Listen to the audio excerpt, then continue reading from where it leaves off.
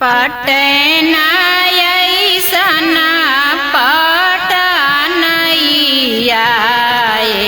बनारस ऐसन घर बनारस ऐसन घर जल में पैसा लिया से तरन दे पूजली मनावा पूजली मनावा के पाँच पुत्र सूरज बाबा दिहाती धियावा दिहा हो जड़ू धियावा दिहा हो जड़ू धियावा जे घर के लक्ष्मिया दामादा